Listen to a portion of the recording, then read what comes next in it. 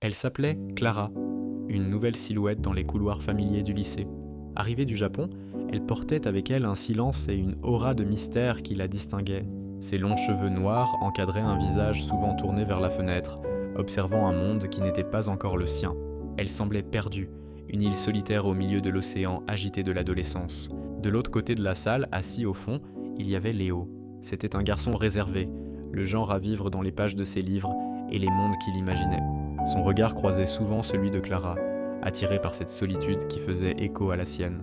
Les jours passaient et Léo croisait Clara partout, dans le couloir bondé où il la voyait naviguer maladroitement entre les groupes bruyants, à la bibliothèque où elle restait assise pendant des heures, entourée de livres dont elle ne tournait pas toujours les pages.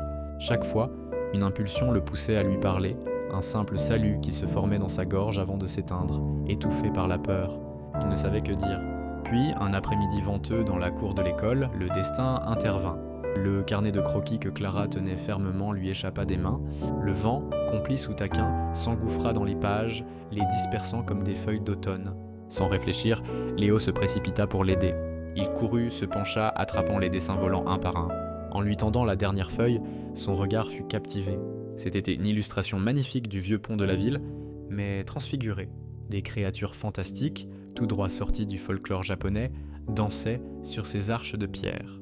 Léo était fasciné, reconnaissant un esprit créatif semblable au sien. Il lui rendit le dessin, leurs mains se frôlèrent un instant. Elle le remercia d'un arigato murmuré, accompagné d'un sourire si sincère qu'il en eut le souffle coupé. Le lendemain, une nouvelle détermination animait Léo. Il prit son courage à deux mains et l'attendit près de ce même vieux pont, l'objet de son art. Il avait apporté son propre carnet. Sur une page, il avait esquissé l'une des créatures fantastiques qu'il avait vues sur le dessin de Clara. Quand elle arriva, elle fut d'abord surprise de le voir là, puis visiblement touchée par son geste.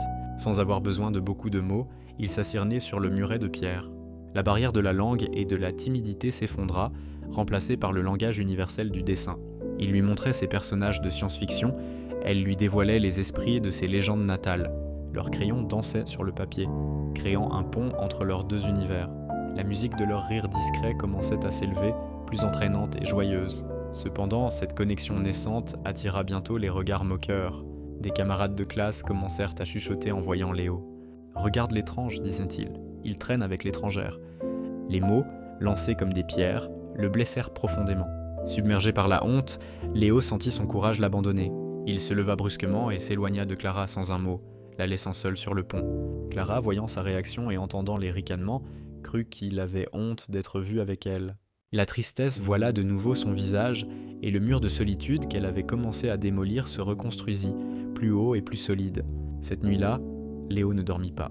Rongé par la culpabilité, il prit ses meilleurs crayons et se mit au travail. Il dessina sans relâche, canalisant tout son regret et son affection naissante dans une œuvre unique. Il créa une scène sublime où son monde occidental et l'univers japonais de Clara fusionnaient en une harmonie parfaite, un paysage où leurs personnages coexistaient en paix, avec eux deux au centre, se tenant la main. Au petit matin, le cœur battant, il se glissa discrètement jusqu'au casier de Clara et y déposa son chef-d'œuvre. Quelques heures plus tard, elle découvrit le dessin. En le dépliant, ses yeux s'écarquillèrent. Chaque détail, chaque couleur lui racontait une histoire. Une histoire de regret, d'admiration et surtout d'une amitié qui refusait de mourir. Des larmes d'émotion perlèrent au coin de ses yeux. Elle comprit. Elle comprit qu'il tenait à elle, plus qu'aux opinions des autres. La scène finale se déroula dans le hall principal. Elle le retrouva, s'approcha de lui et sans un mot, lui prit la main. Leurs doigts s'entrelacèrent, un pacte silencieux. Ils commencèrent à marcher ensemble, un sourire partagé sur leur visage, plus fort que les préjugés, prêts à dessiner leur propre histoire.